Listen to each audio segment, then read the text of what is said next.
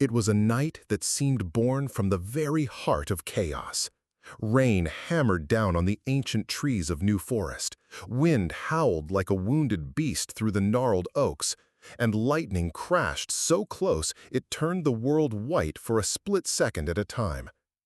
Dr. Charlotte Ashford-Wells gripped the steering wheel of her battered old Bentley, knuckles pale, every muscle in her arms tense as she guided the heavy car along the twisting lane. Mud splattered up from the wheels. Branches slapped against the hood. Her headlights barely pierced the wildness ahead. She should have turned back. Anyone else would have. But when the frantic call had come from old Tom Bennett, whose best Holstein cow was down and likely dying in this storm, Charlotte couldn't say no. That was how she'd always been. It didn't matter that the manor was warm and safe, that there were a dozen good reasons to stay inside and let the storm do its worst.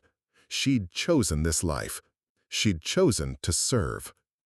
A flash of white lit up the road, and for a moment she saw her own reflection in the rear view. Sharp gray eyes, hair falling loose from its bun, face drawn with worry and resolve. Another crash of thunder, closer this time. The road ahead was blocked by a fallen ash tree. She braked hard. The car slid sideways in the mud, coming to a halt just inches from the trunk. For a moment, she just sat, feeling the shudder of adrenaline, the roar of the storm pressing in on her. What now? Charlotte pulled on her raincoat, shoved her feet into the nearest boots, and climbed out into the Tempest.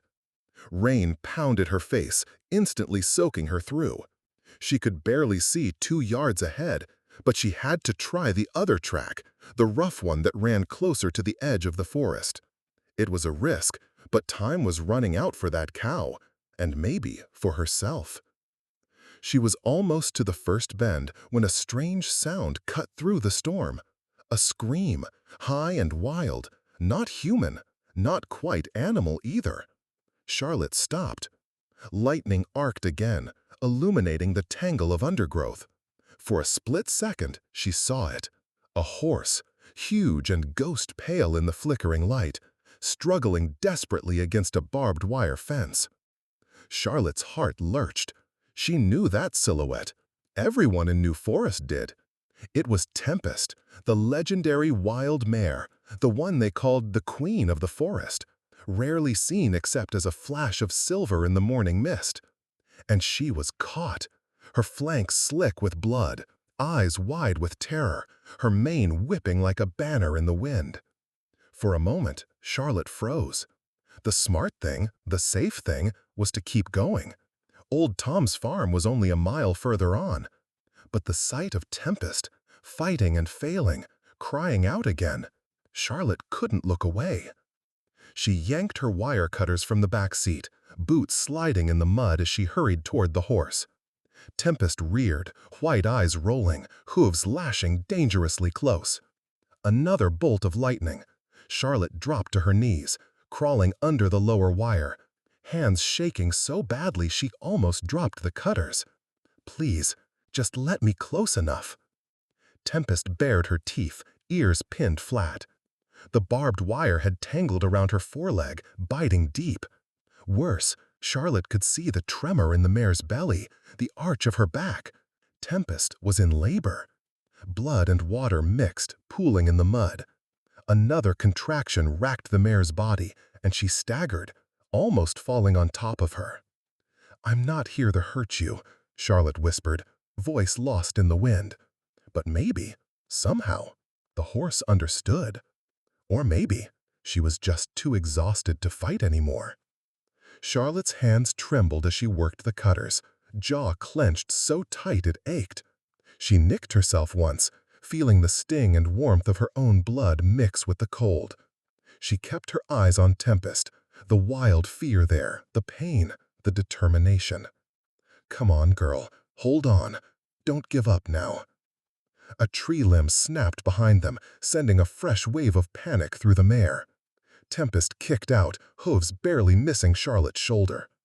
The storm seemed to double in fury, wind tearing at Charlotte's coat, rain blinding her. She thought of her old life, endless balls, jewels, empty conversations. That world felt impossibly far away. With a final desperate squeeze, the wire parted. Tempest staggered free, blood streaming down her leg. But there was no time to rest. A guttural moan shuddered from deep in the mare's chest. Another contraction. The foal was coming. Now, whether anyone was ready or not. Charlotte dropped to her knees in the mud. Lightning crackled overhead. The forest around them seemed to hold its breath. The rain flattened her hair to her face, soaked through every layer, but she barely noticed. All her focus was on Tempest, on the small, trembling life struggling to enter the world. She remembered her training, years ago, Royal Veterinary College, her professor's voice echoing in her mind. Stay calm, stay present, breathe. But this wasn't a clean clinic. This was chaos. Mud, blood, storm, fear. Charlotte's hands slid on Tempest's flank, feeling for the foal's position. Too slow. Tempest screamed again, eyes wild, and Charlotte felt her own heart answering. A shadow moved at the tree line, something watching, but she didn't have time to look. All that mattered was this moment. Another push. The foal's head appeared, slick and dark, eyes closed. Charlotte's fingers slipped, rain washing everything clean and raw.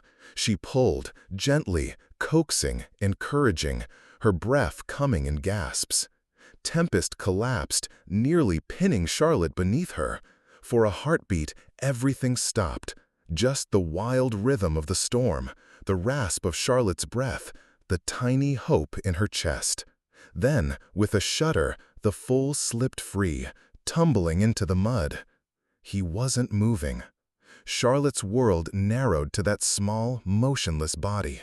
She crawled to him, heart thundering, hands desperate. Lightning lit up the clearing, rain drumming like a funeral march. No, she thought, not like this. The world shrank to a blur of rain and shadow, mud sucking at Charlotte's boots as she knelt over the tiny, silent form. The foal lay motionless, coated in blood and rainwater, his legs splayed awkwardly, his muzzle pressed into the sodden earth. Charlotte pressed her fingers against his narrow chest, searching for a pulse, for anything. There was nothing, no shudder of breath, no flutter of movement. The storm seemed to hush for a heartbeat, then a clap of thunder shattered the silence. Tempest, still shaking, turned her head, eyes wild with fear and exhaustion. Her sides heaved, her body trembling, but her gaze fixed on her foal. Charlotte knew that look. It was something fierce, desperate, a mother's need so powerful it could break your heart. Charlotte blinked rain from her eyes, forcing herself to focus. She tore off her gloves, hands raw and slippery, and cleared the muck from the foal's nostrils and mouth. "Please, please," she whispered, though the wind ripped the words away. She tilted the tiny head back, pinched the nostrils gently closed, and pressed her mouth over the foal. 1, 2, 3, she breathed, long and steady, her own chest aching with the effort. Her mind raced. Every moment felt endless, and yet there was no time at all. Another breath. Lightning crashed, illuminating the scene in blinding white. Tempest shifted, nickering softly, as if begging Charlotte to do something, anything. Charlotte kept going, breathe, count, listen for a miracle. The foal's chest barely rose, but she refused to stop. Not tonight, not after everything. Suddenly, the foal jerked. A tiny gasp, so faint Charlotte almost missed it. Then another. His legs twitched, eyes fluttering beneath closed lids. For a moment, she just stared, stunned. Then relief flooded through her, so powerful her whole body shook. She let out a sob she couldn't control, the sound torn away by the storm. "Thank you, thank you." Tempest pressed her nose to her foal, breathing in deep, frantic gulps. The mare's sides trembled, but there was hope in her posture now. Charlotte scrambled to her feet, pulling her coat tighter. The rain was easing a little, but the wind still tore at the trees. She couldn't stay here. Tempest was bleeding, exhausted, and the foal was far too weak to survive this night in the wild. She needed help. Her phone was nearly dead, the screen a smear of rain, but she managed to tap out a frantic message to James Hartwell. "Emergency, Forest Edge, Old North Track, bring Land Rover, urgent." She sent her location, praying the signal would reach through the storm. Tempest tried to stand, legs shaking, sides heaving. The foal nuzzled against her, tiny, unsteady, fighting to live. Charlotte wrapped her arms around the mare's neck, murmuring softly, "It's all right, we'll get through this." Tempest, still wild at heart, could have bolted, could have trampled her in panic, but instead the mare leaned into her, trusting Charlotte in a way that was almost a miracle in itself. Minutes dragged by, every second weighted with fear and hope. The trees groaned, lightning flickered, and somewhere close by a branch crashed to the ground. Charlotte checked Tempest's wounds, deep, ugly gashes from the wire, bleeding but not gushing. She pressed a scarf to the worst of them, whispering comfort she wasn't sure Tempest could understand. Then, through the roar of the wind, came a new sound, the unmistakable rumble of an engine. Charlotte staggered upright, waving her arms, heart pounding. The Land Rover's headlights swept through the darkness, cutting a swath of brightness that seemed almost holy. James Hartwell jumped down, face grim but steady, rain pouring off his wax jacket. "Bloody hell, Charlotte!" he shouted over the gale. "What have you gotten yourself into this time?" "No time! Help me! She's hurt! The foal just started breathing! We have to get them both to the manor, now!" James took it all in with a soldier's calm. He moved to Tempest's other side, talking softly, steady hands soothing, even as the mare's eyes rolled with fear. "Easy, girl, we've got you," he said. And for a moment, it felt like the world might tilt back toward sanity. They worked together, coaxing Tempest toward the Land Rover, using makeshift bandages, wrapping the foal in Charlotte's coat to keep him warm. It was awkward, frantic, the rain relentless. Twice Tempest balked, rearing in fear, but James held her steady while Charlotte kept the foal close to her chest, whispering promises she wasn't sure she could keep. When they finally loaded both horses, Tempest limping, Winston shivering into Charlotte's arms, Charlotte caught the mare's eye. Something passed between them, an understanding, a flicker of gratitude. The wild queen of New Forest had allowed herself, just this once, to trust a human. They drove back along the flooded road, the storm beginning to break overhead. The Land Rover's windows fogged with breath and tension. Charlotte sat in the back, cradling the foal, listening to the rhythm of his heart, feeling his warmth seep into her. James glanced at her in the mirror, his eyes saying all the things words couldn't. "You all right?" he asked, voice rough. Charlotte nodded, though she wasn't sure it was true. Her hands still shook, adrenaline refusing to fade. "I will be, once they're safe." Tempest stood, swaying but defiant, her body pressed close to her foal. The Land Rover lurched over the last rise, headlights glancing off the manor's old stone walls. For a moment, Charlotte saw it through Tempest's eyes, a place of strange lights and unfamiliar smells, but maybe, just maybe, a sanctuary for one more night. They rolled to a stop. Rain patterned on the roof, softer now. James opened the rear doors. Together, they carried the foal and led Tempest inside, moving through the old halls, boots echoing on marble. The world outside still raged, but within these walls, beneath oil portraits and stained glass, a new battle was just beginning. One for life, for freedom, for the wild spirit that refused to break. Charlotte looked at the trembling foal, felt the gentle touch of Tempest's nose on her arm. She didn't know what tomorrow would bring.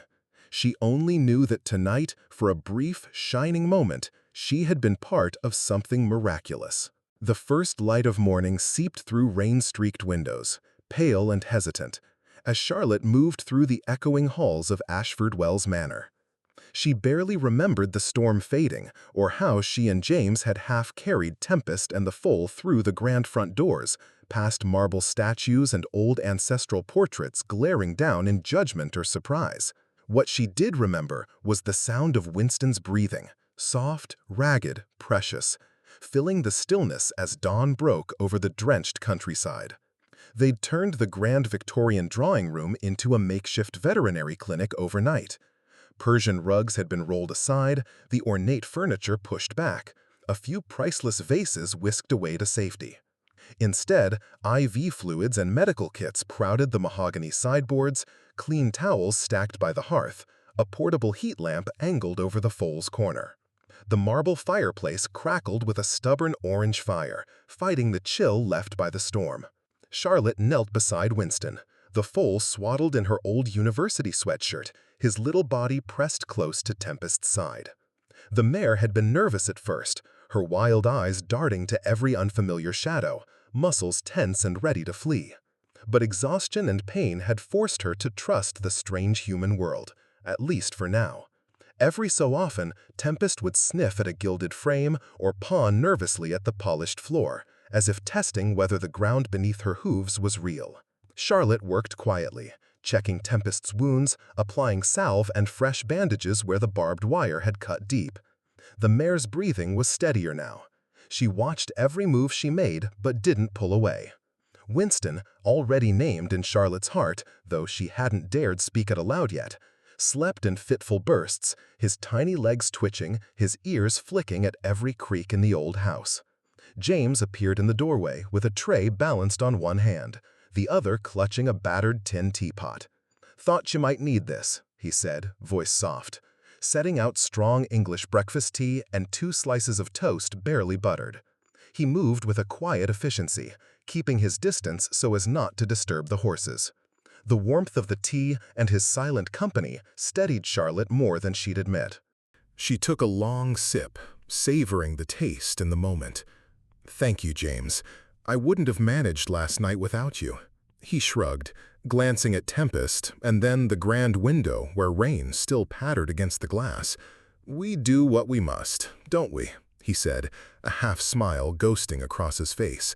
"Besides, wouldn't be the first time you dragged me into a mess for a good cause." Charlotte smiled back, the corners of her eyes crinkling, then turned her attention to her patients. She spoke softly, telling Tempest stories about her own foals growing up wild on the moors, about the old days before fences and rules. She didn't know if Tempest understood the words, but the gentle tone seemed to soothe both mare and foal. Mid-morning, the manor's housekeeper, Mrs. Evers, poked her head in, eyes wide at the sight of muddy hooves and scattered medical supplies. "Well, I never," she said, shaking her head. "Your grandmother would be scandalized, Dr. Charlotte, but your great-grandfather, I suspect, would be proud." She bustled away to find extra blankets, muttering about horses and drawing rooms, but leaving a plate of biscuits on the mantel. As the day brightened, the world outside felt calm, washed clean by the storm. Inside, the drawing room had become a haven, an odd blend of old money and urgent compassion. James strung up an old sheet across the French doors to block out prying eyes from the driveway. Charlotte found herself relaxing, letting the tension of the night dissolve, just for a moment. Around noon, Winston grew restless, struggling to his feet for the first time. His spindly legs wobbled dangerously, and he nearly toppled onto an antique footstool. Charlotte caught him gently, steadying him with both hands. "Easy, little one," she murmured. "You've already survived a hurricane. There's nothing in this house you can't handle." Tempest nickered, nuzzling her foal with fierce affection. For a while, Winston explored, his tiny hooves clattering on marble, his nose pressed to oil paintings, his wide eyes staring at his own reflection in a polished brass lamp. Charlotte laughed, a low, honest sound she hadn't made in months. She realized that in this strange makeshift hospital, surrounded by echoes of her family's past, something truly new was being born. The afternoon passed in a blur of care and calm. Charlotte read aloud from a battered book of English poetry, her voice weaving through the quiet room. She stroked Tempest's neck, whispering comfort, feeling the mare's muscles relax under her touch. Winston curled up beside the fire, sighing with deep contentment. James brought in a proper tea, this time with lemon and shortbread. He sat on the edge of a Chippendale chair, boots muddy, shirt sleeves rolled to the elbow. He watched Charlotte with a thoughtful expression, as if seeing her anew, not as a lady of the manor, but as someone fighting for life, for wildness, for something that truly mattered. Later, as dusk crept in, Charlotte wrapped Winston in another blanket and sat by the fire, her eyes growing heavy. Tempest stood guard, one ear always cocked toward her foal, her sides rising and falling with steady breath. Outside, the last clouds faded, leaving the manor in a hush broken only by the crackle of flames and the faint rustle of hooves on ancient stone. For the first time in years, Charlotte felt at home, not in the walls and treasures of her inheritance, but in this living, breathing moment. She pressed her palm to Winston's soft neck, felt his heartbeat fluttering strong and true, and whispered, "You're safe now, both of you, for as long as I can keep you safe." And in that gentle, golden light, it almost seemed that the ghosts of the old house smiled too. By morning, news had already begun to ripple across the quiet fields of Hampshire, like wind in tall grass. At first, it was only curious neighbors calling in at the edge of the Ashford-Wells estate, peering through mist with hands shielding their eyes, hoping for a glimpse of the legendary wild mare inside the old stone manor. But as sunlight glimmered on wet leaves and robins sang out over the garden walls, word spread further, faster than Charlotte could have imagined. It started with a single post online. James had snapped a discreet photo with his phone, just as Winston found his legs and pranced awkwardly around the old drawing room. In the background, Tempest's silver coat caught the light, and Charlotte stood nearby, hair wild, hands gentle, the expression on her face pure and unguarded. The caption was simple, "A miracle in New Forest last night." By noon, the photo had been shared dozens of times, then hundreds. Soon, the phone on the side table buzzed constantly.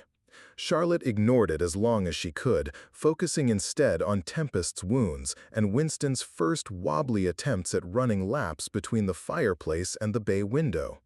She hummed old folk songs while she worked, but the hum of voices from outside, the flutter of car doors, the distant click of camera shutters made the house feel smaller by the hour.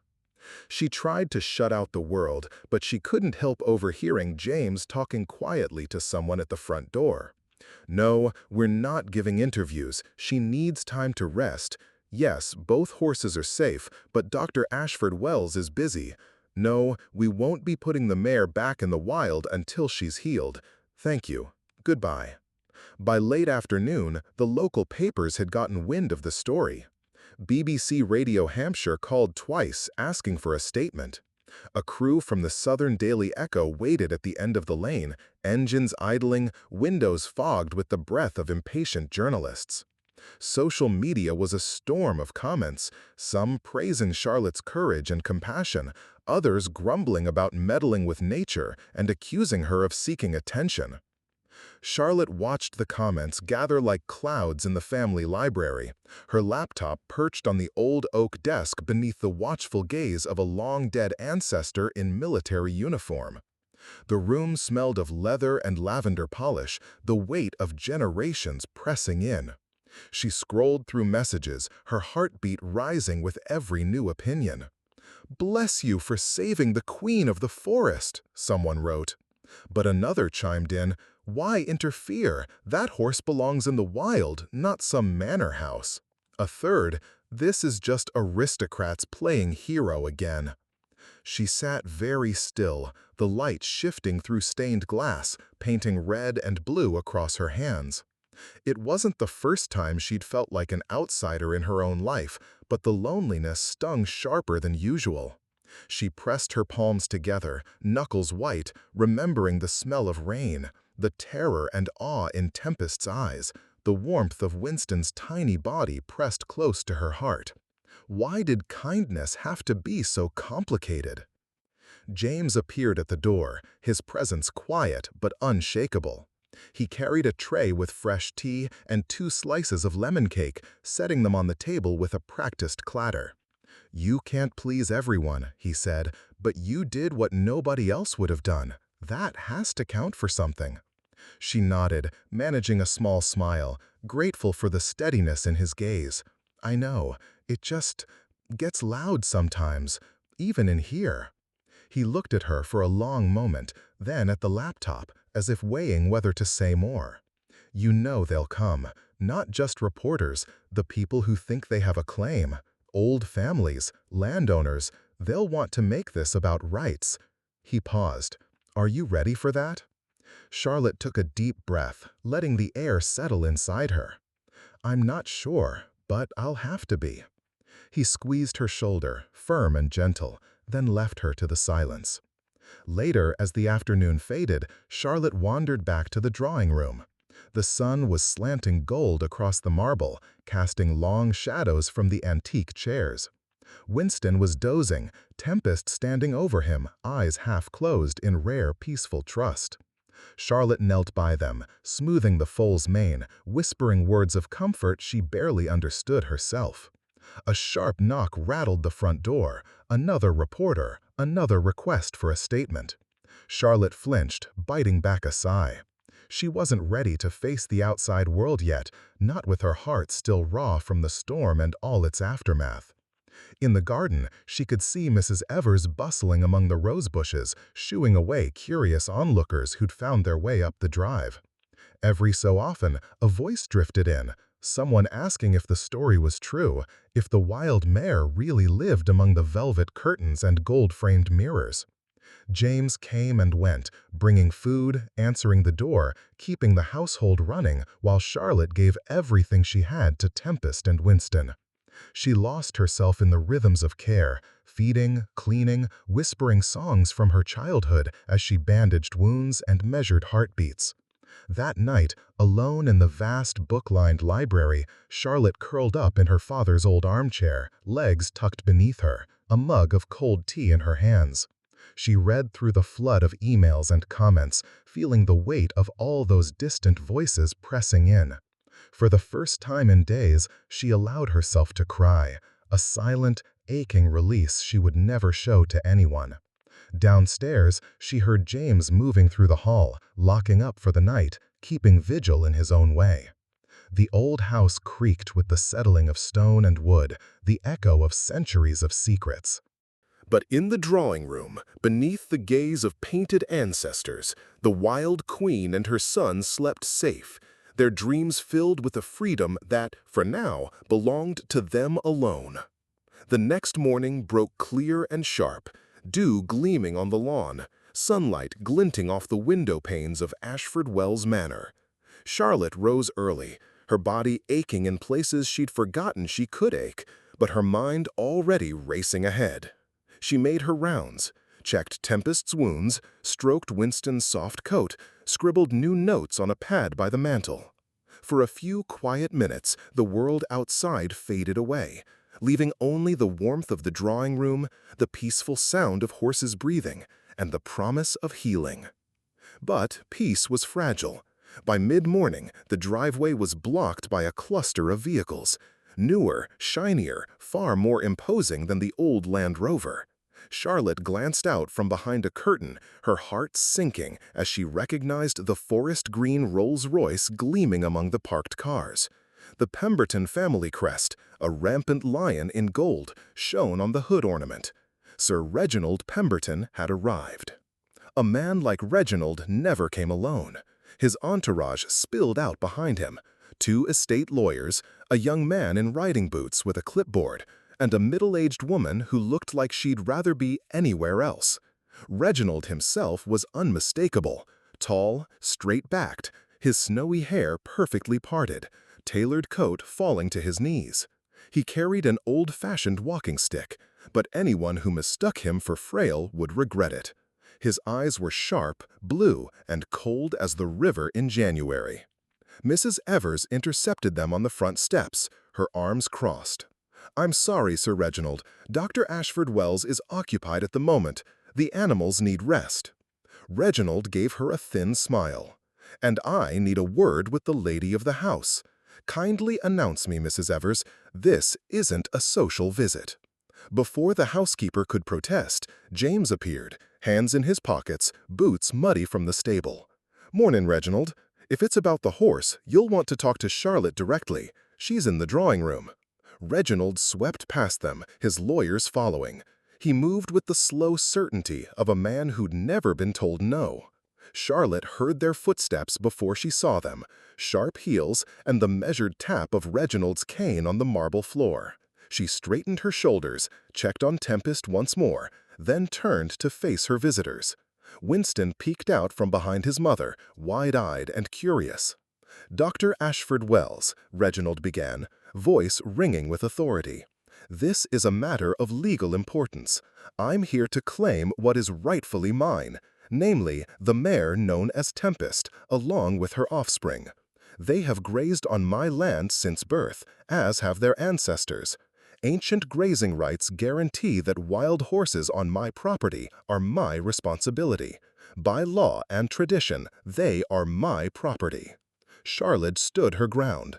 "Tempest is not your property, Sir Reginald. She's wild. She belongs to the forest, not to you or anyone." One of the lawyers stepped forward, adjusting his tie. "We have documentation, Dr. Ashford-Wells. Your actions, removing the horse from the wild, harboring her in your home, could be construed as theft. There are statutes." James cut in, voice calm but edged with steel. "You know she saved their lives last night. There was a storm, barbed wire. The foal wasn't breathing. Charlotte did what any responsible person would do." Reginald's gaze never left Charlotte's face. "I respect your compassion, doctor, but law is law. I'm prepared to press charges unless you return the animals to my estate at once. I have the means to provide care. Domestication is the only way to prevent further chaos." Charlotte clenched her jaw, anger rising. "Domestication? You mean breaking her spirit, locking her away from everything wild and free? That's not care, that's cruelty." Tempest shifted, sensing the tension. She stepped protectively in front of Winston, her body tense. Winston's ears flicked uncertainly. Charlotte moved between them and Reginald, her hands steady, her voice low but fierce. "You cannot own a free spirit, sir. Not with all your papers, not with all your lawyers, not even with 100 years of tradition. She doesn't belong to you." Reginald's face reddened. His lawyer leaned in, whispering urgently, but the old man waved him away. "If you persist, Dr. Ashford-Wells, you will face consequences. Lawsuits, court orders, public embarrassment. I assure you, I have resources you can't begin to imagine." A tense silence filled the room, broken only by the crackle of the fire. James moved closer to Charlotte's side. Mrs. Evers appeared in the doorway, her face white, her hands trembling slightly as she clutched a tea towel. Charlotte's voice dropped, cold as the morning. "Try me, but understand, Tempest and Winston are not yours, and you will not take them from this house, not while I have breath in my body." Reginald's eyes narrowed. "Very well. You force my hand. Expect to hear from my solicitor before the week is out." He turned on his heel, cape swirling, his entourage scurrying to keep up.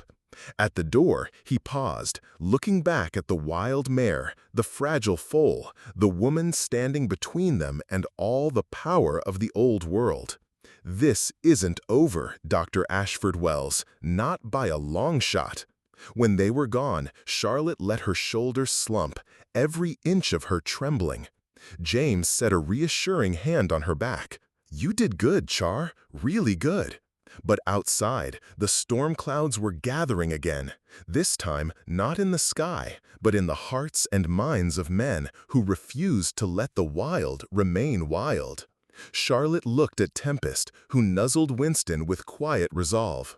For the first time, Charlotte truly understood what she was up against.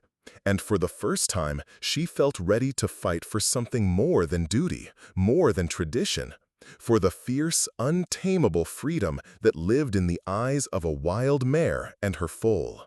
The following day dawned with a peculiar stillness, as if the whole estate were holding its breath. Charlotte barely slept, her mind churning with imagined courtroom scenes, headlines splashed with her name. Tempest's wild eyes peering out from under some stranger's roof. Outside, the world went about its business. Milk deliveries rattled down the lane. Robins sang in the yew hedge. But inside the manor, Charlotte felt a new kind of storm gathering. It didn't take long for officialdom to arrive. The black government SUV pulled up quietly around noon, scattering the few lingering reporters and neighbors peering through the gates. Charlotte met them at the door, her heart pounding in her chest. Inspector Sarah Fleming stood at the front, short hair tucked under her police cap, face composed but not unfriendly. Next to her, Michael Thornbridge adjusted his DEFRA ID badge, his eyes cool and assessing.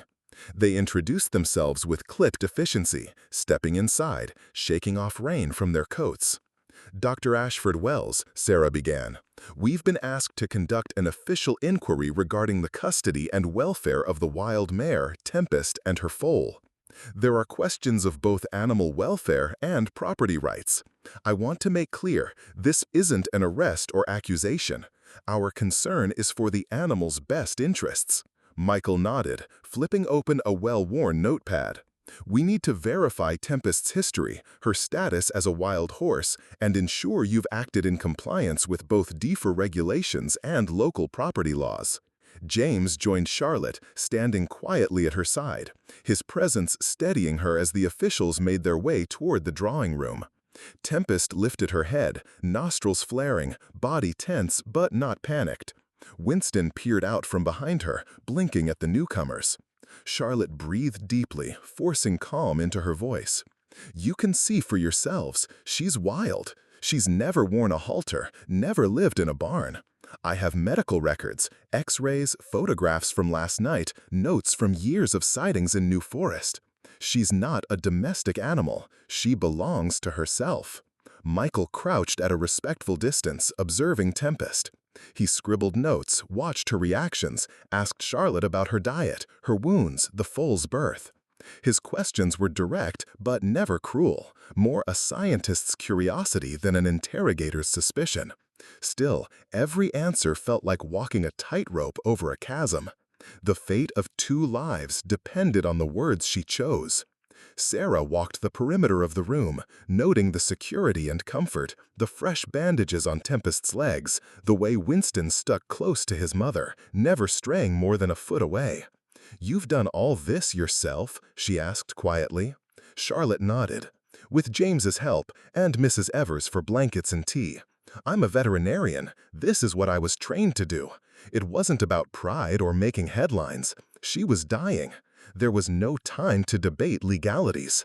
Michael set down his notepad, studying Charlotte as if weighing something far heavier than a simple policy decision. "The concern is, once a wild animal is removed from its habitat and cared for by humans, especially in a domestic setting, precedent often treats them as property. That's the argument Sir Reginald's lawyers are making. But if you can provide proof, medical records, field observations, even local testimony, that Tempest has lived wild her whole life, it could change things." Charlotte produced a battered folder, photographs of Tempest taken over the years, emails from local rangers confirming her status, field notes she'd kept since childhood. She handed it all over, her hands shaking only slightly. Sarah glanced over the evidence, exchanging a look with Michael. "We'll need to conduct an official hearing. It will take place here, at the manor, within the week. You'll have the chance to present all this: witnesses, documentation, anything that can prove Tempest's wild status."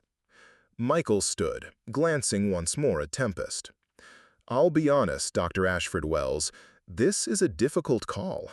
The law wasn't written for moments like this, where compassion and tradition clash so completely.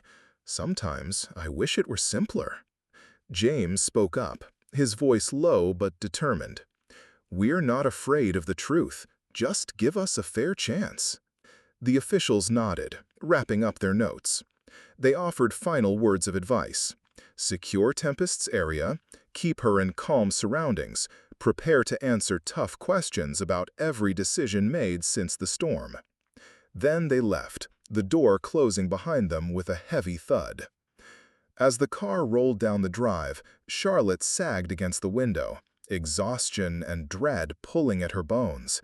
She stared at Tempest, who stood quietly in a shaft of afternoon light, the curve of her neck regal, her eyes soft and deep as the forest itself. Winston butted her side, hungry and hopeful. Charlotte pressed her forehead to the cold glass, feeling the weight of everything she'd chosen. All she wanted was to help. Now the future would be decided not by nature, but by men and women in uniforms and suits. That evening, James brewed a pot of strong coffee, the two of them sitting together at the old kitchen table as rain began to patter on the windows once more. Mrs. Evers lit candles, set out sandwiches, the little acts of care anchoring them in something real. "Whatever happens," James said, voice steady, "you did the right thing. We'll face whatever comes next, together." Charlotte squeezed his hand, drawing strength from his words. Upstairs, Tempest and Winston settled in for another night, unaware of the paperwork and promises swirling outside their borrowed sanctuary. And somewhere in the deep woods, the wind rattled the leaves, whispering of battles old and new, wild hearts, and the high price of freedom. It happened faster than Charlotte ever could have imagined. Within days, the story outgrew the sleepy lanes of Hampshire and exploded across the country, racing through newsrooms and airwaves, lighting up smartphones from London to Liverpool.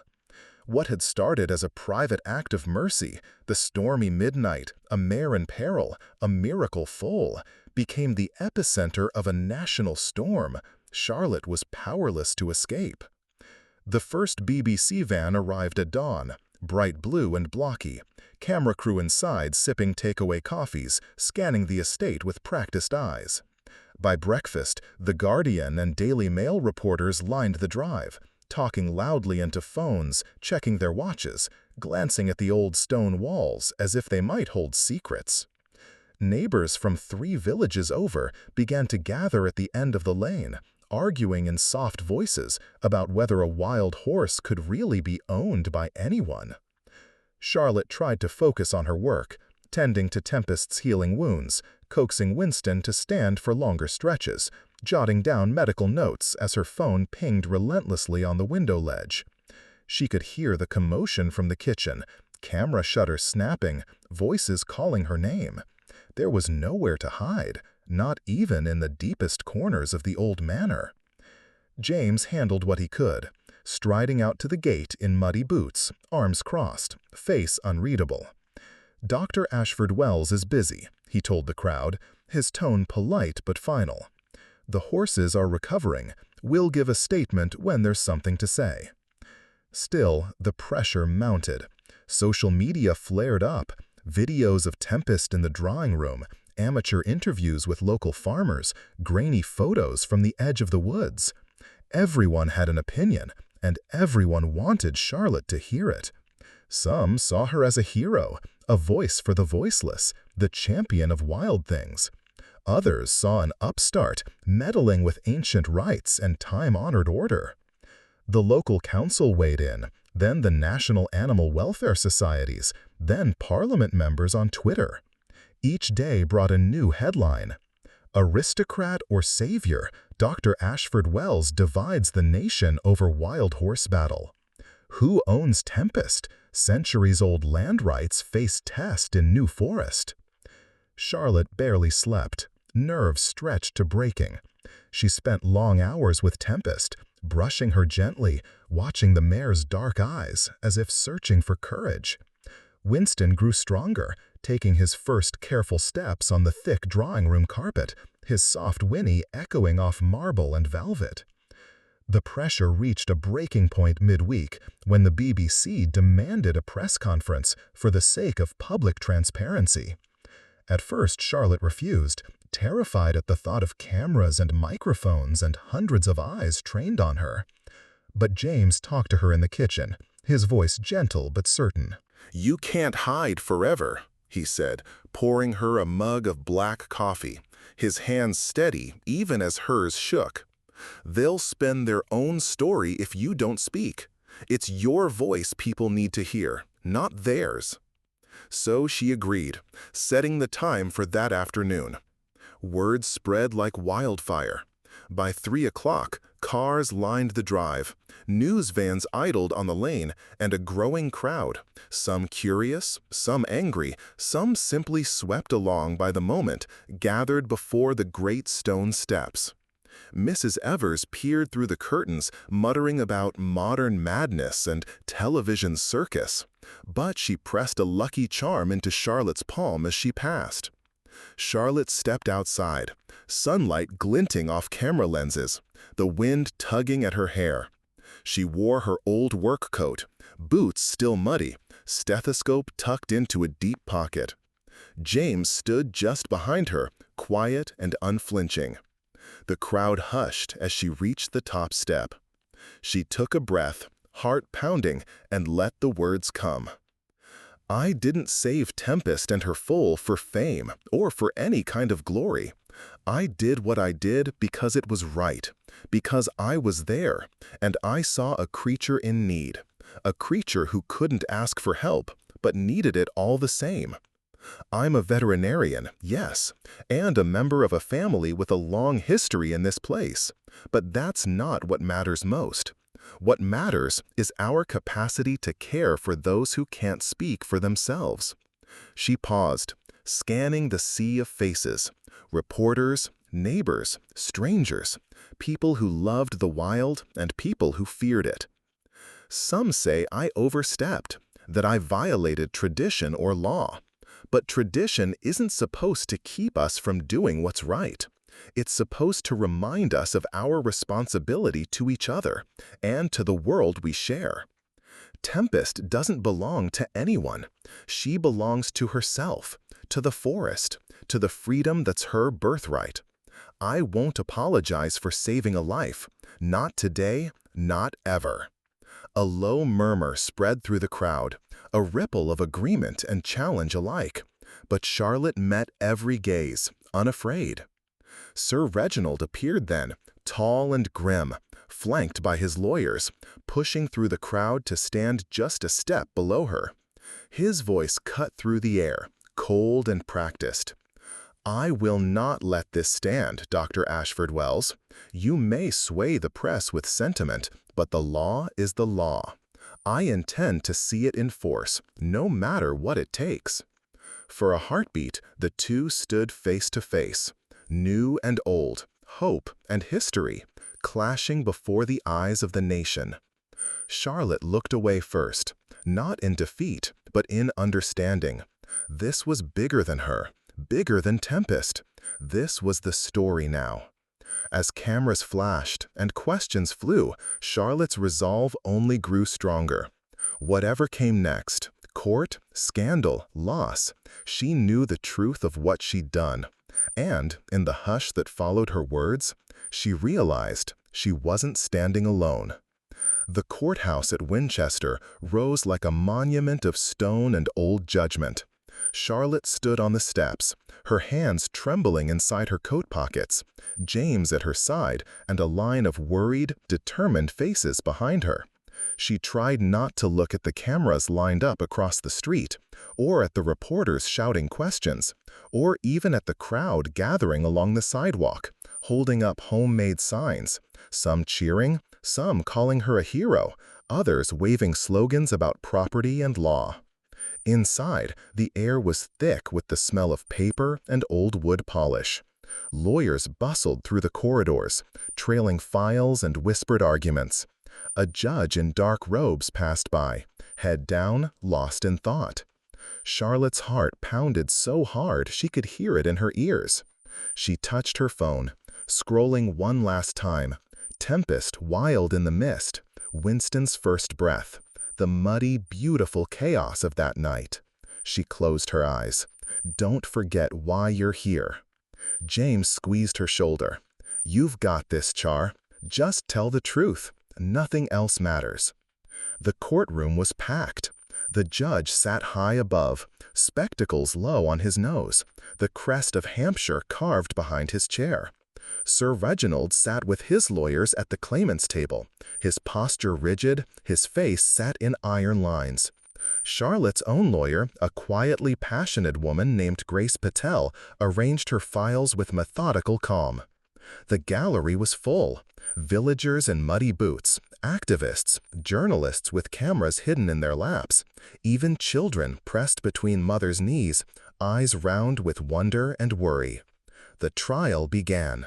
Sir Reginald's team spoke first, their voices smooth, their arguments rehearsed. Centuries of grazing rights, the old customs of New Forest, the letter of the law. They showed maps, deeds, and copies of ancient regulations, each one carefully chosen to suggest that Tempest, simply by stepping onto Reginald's land, belonged to him and always had. He spoke of order and tradition, of the danger of allowing anarchy in the wilds to go unchecked. His lawyers warned of precedent, that if this was allowed, the whole social fabric of rural England could unravel.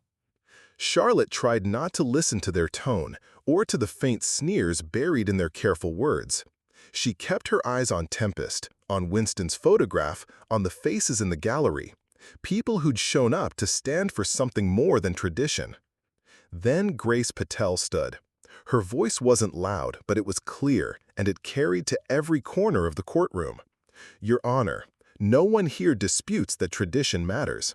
But what's at stake isn't a deed or a law. It's a living being.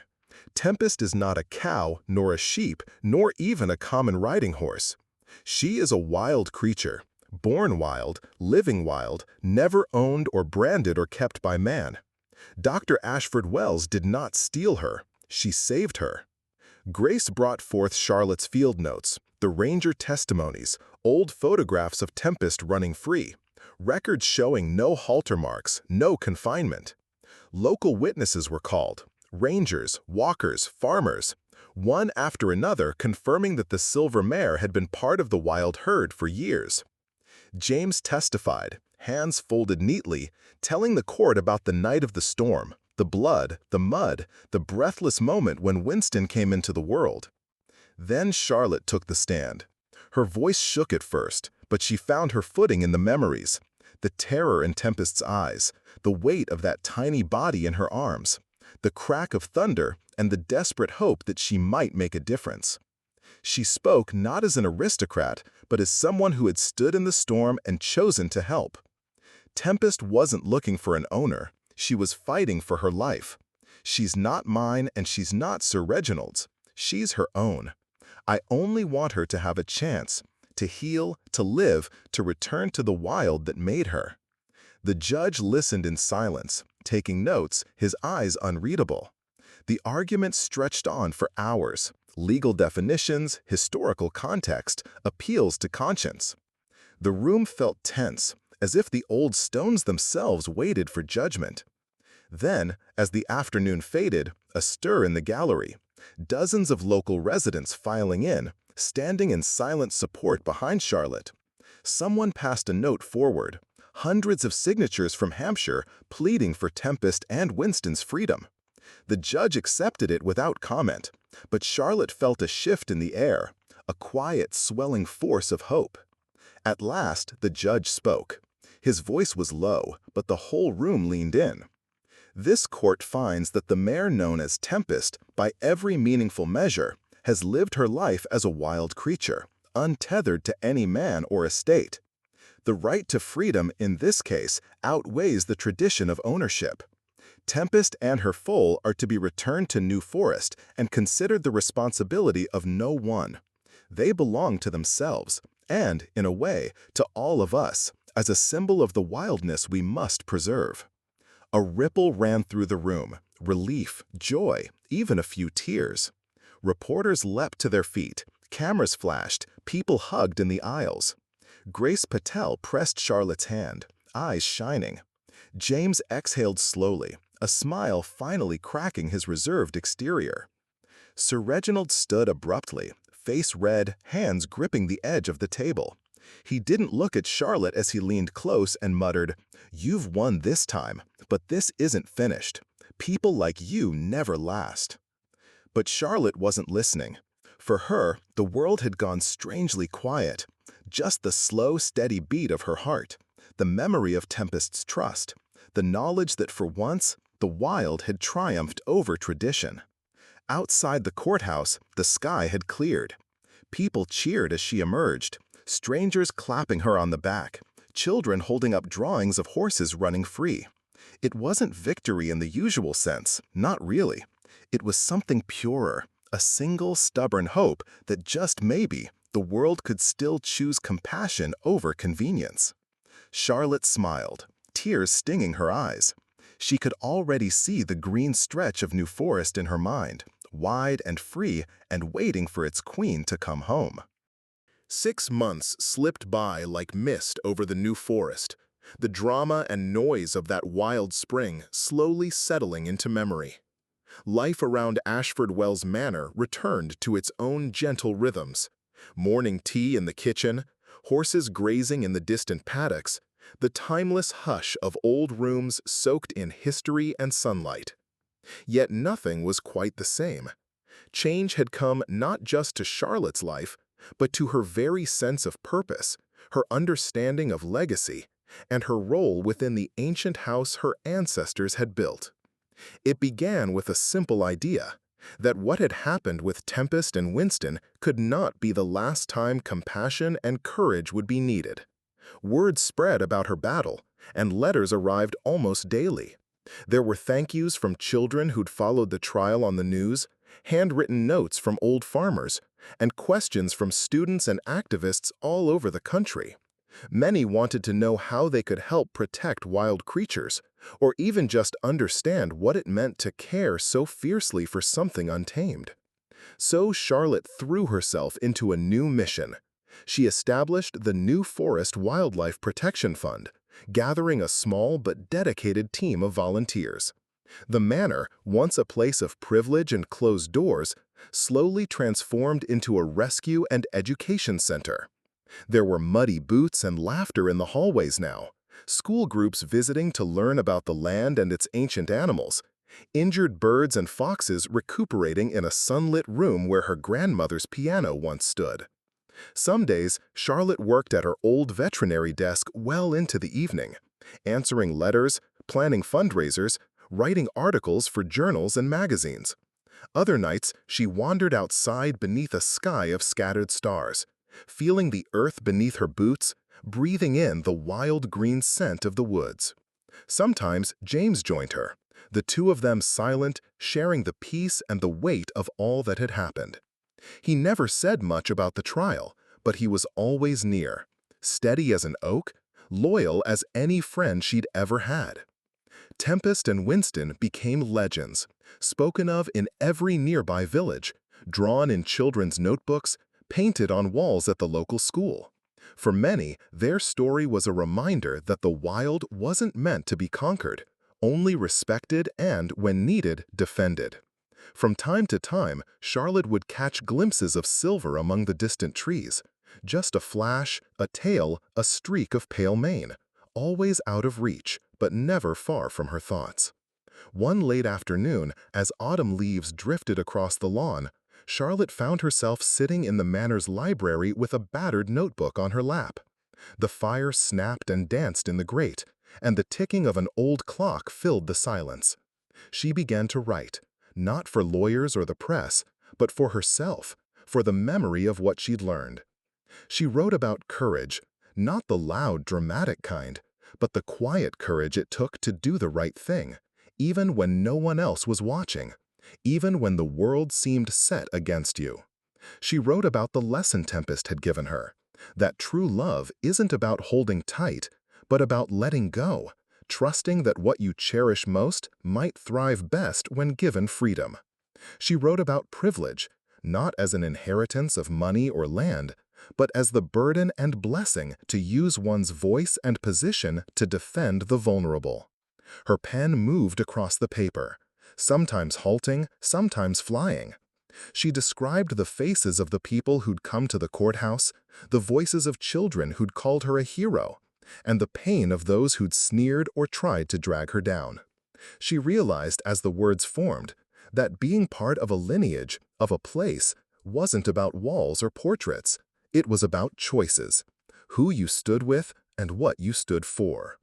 Outside, dusk deepened. Through the tall library windows, the green wildness of New Forest beckoned, shadowy and free. Somewhere beyond the fence line, Tempest and Winston ran with their herd, no longer ghosts, but living proof that some battles could be won, not with power or tradition, but with stubborn hope and relentless compassion. Later that night, as Charlotte finished her notes, she felt a quiet joy settle over her. She closed the notebook, set it on the shelf among the old family memoirs, and sat for a moment, hands folded, just listening to the silence. It was a different kind of legacy now, one written not in stone, but in kindness, risk, and wild freedom. She rose and crossed to the window, leaning her forehead against the cool glass. The world outside was full of secrets, foxes darting through bracken, owls hunting in the twilight, horses moving as shadows through the trees. Maybe she'll see Tempest again, or maybe she wouldn't. That was the gift of the wild. You had to let go and trust, and the forest would give you back what you needed most. A reminder that life was bigger than old arguments, that hope could outlast any storm. In the stillness, Charlotte whispered a thank you to Tempest, to Winston, to the forest and the future, and all the young people who might read her story someday. She hoped they'd understand that compassion isn't a weakness, and that sometimes the greatest strength lies in letting the wild stay wild. The firelight flickered over the old walls, casting shadows that danced with possibility. Outside, far off on the crest of a hill, two horses ran side by side, free at last and utterly, fiercely alive.